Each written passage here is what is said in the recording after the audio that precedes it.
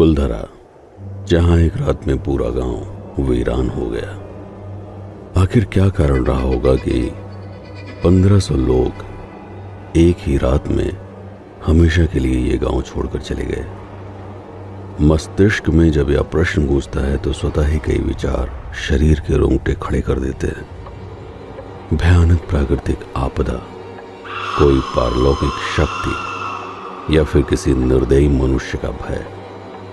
इतिहास के पन्नों को पलटने के बावजूद प्रमाणित रूप से किसी भी जानकारी की पुष्टि नहीं हो पाती। इस वीडियो को बनाने का उद्देश्य उन सभी संभावनाओं पर विचार करना है जो यहाँ पर रहने वाले स्थानीय लोगों, इतिहासकारों, लेखकों एवं तर्कशास्त्रियों के द्वारा आकलन किया गया है। पहली संभावना, सूखा। राजस्थान के जैसलमेर रेलवे स्टेशन से राष्ट्रीय राजमार्ग 11 पर लगभग 20 किलोमीटर दूर एक गांव है, कुलधरा।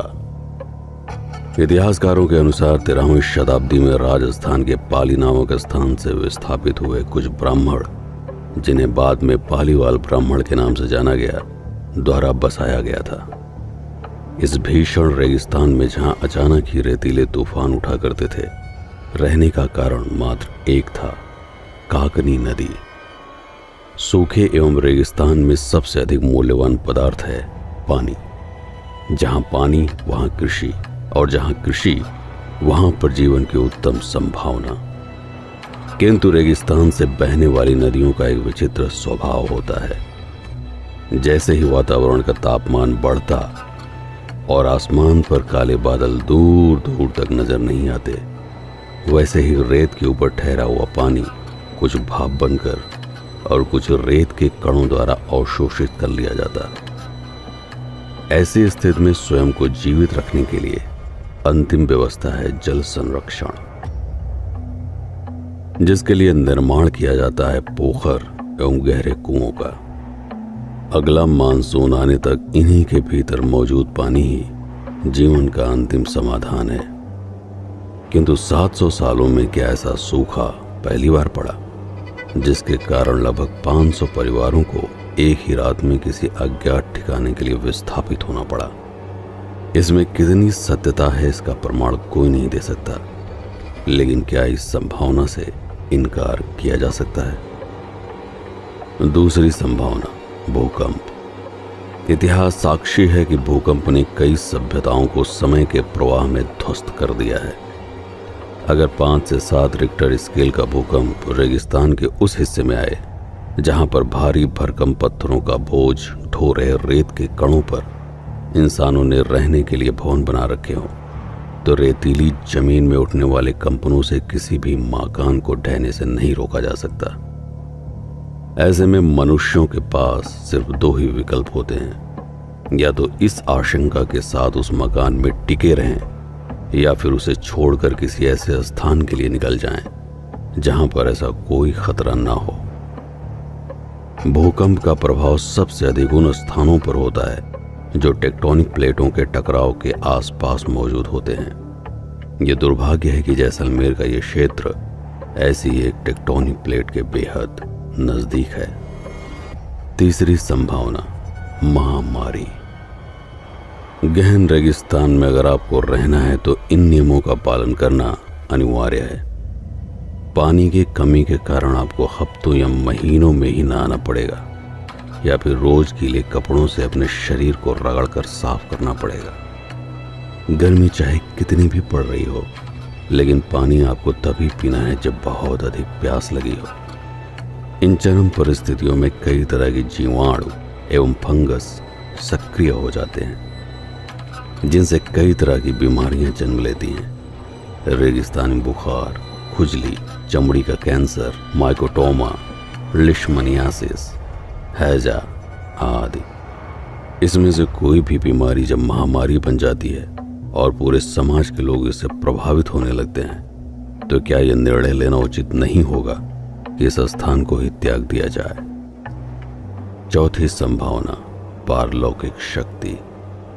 जिस तरह से मनुष्य ने ईश्वर को नहीं देखा, फिर भी उसके अस्तित्व को स्वीकार किया जाता है, उसी तरह ईश्वर का विपरीत रूप एक नकारात्मक ऊर्जा, जिसे देखा तो नहीं जा सकता लेकिन आभास अवश्य किया जा सकता है।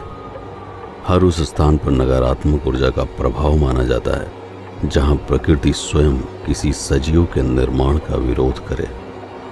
संभव है कि 700 सालों से लगातार जमीन पर खेती करने से उसकी उर्वरक क्षमता कम हो गई हो। यदि पोषक तत्वों की कमी होगी तो महिलाओं में गर्भ धारण करने की क्षमता और शिशु के जन्म लेने के समय उसके जीवित रहने की संभावना भी घटती जाएगी। संभव है कि गांव में बड़े पैमाने पर महिलाओं में बांझपन एवं गर्भपात की घटनाएं देखी गई हों। प्राचीन काल में ऐसी घटनाओं को कुल देवता या कुल देवी के नाराज होने से जोड़कर देखा जाता था, जिसका समाधान पशु या मानव बलि देकर कुल देवता को प्रसन्न करना या फिर उस स्थान को अभिशप्त मानते हुए सदैव के लिए उसका परित्याग कर देना ही उचित माना जाता था। पांचवी संभावना, किसी मनुष्य का भय।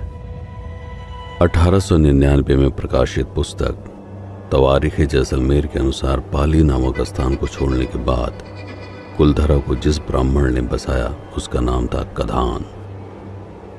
इसी वंश के लोग हमेशा इस गांव में मुखिया के रूप में चुने जाते रहे।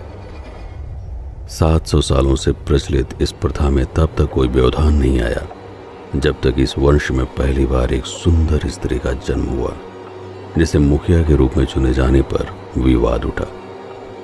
विवाद का निपटारा करने के लिए तत्कालीन राजा के मंत्री सलीम सिंह ने हस्तक्षेप किया।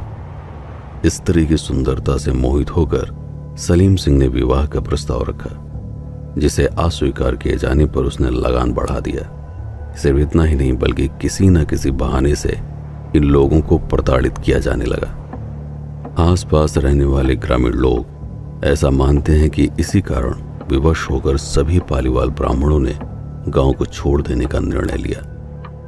दिन में रेगिस्तान की गर्मी में अधिक दूर तक जाना संभव नहीं था, इसलिए गांव को त्यागने के लिए उन्होंने पूर्णमासी की ठंडी रात का इंतजार किया। इस तरह एक रात में यह पूरा गांव हमेशा के लिए वीरान हो गया। 13वीं सदी से लेकर 19वीं सदी यानी लगभग 700 सालों तक इस गांव को पालीवाल ब्राह्मणों ने जीवंत रखा। कई लोगों का ऐसा मानना है कि इन लोगों के पास सोने के आभूषण बहुत अधिक मात्रा में हुआ करते थे। रेत के नीचे गड्ढा खोदकर जिसे छिपा कर रखा जाता था। जब यह गांव वीरान हुआ तो कई लोगों ने सोने को पाने के लिए जगह जगह पर खुदाई कराई, लेकिन किसको क्या मिला इसका कोई प्रमाण इतिहास के पन्नों पर नहीं मिलता। स्थानीय लोग आज भी इस गांव को अभिशप्त मानते हैं। ऐसी ना जाने कितनी अफवाहें इस गांव से जुड़ी हुई हैं, जिसके कारण कई लोग इसे भूतहा घोषित कर चुके हैं। जनश्रुतियों के आधार पर यह पूरा गांव वास्तु दृष्टि के अनुकूल नहीं बसा है, जिस कारण यहां पर नकारात्मक ऊर्जा का विशेष प्रभाव है। क्योंकि पालीवाल ब्राह्मण किसी की मृत्यु होने के बाद उनकी लाश को जलाते नहीं थे, बल्कि गांव के बाहर बने शमशान में ही दफन कर देते थे। इसलिए ऐसा कहा जाता है कि आज भी इस गांव में बुरी आत्माओं का वास है। इस जगह को विशेष बनाने के लिए अफवाहों को इतना ज्यादा तोल दिया गया कि लोग ये भी दावा करते हैं कि जो भी इस गांव की सच्चाई को जानने के लिए यहाँ पर रात भर रुका, अगले दिन उसका नामो निशान तक नहीं मिला। निसंदेह इस तरह की बातें सुनकर इस स्थान को देखने, यहाँ पर जाने की इच्छा उत्पन्न होना स्वाभाविक है। कारण कुछ भी हो, लेकिन कुलधरा एक ऐतिहासिक धरोहर है जिसका संरक्षण करना भारत सरकार की जिम्मेदारी है।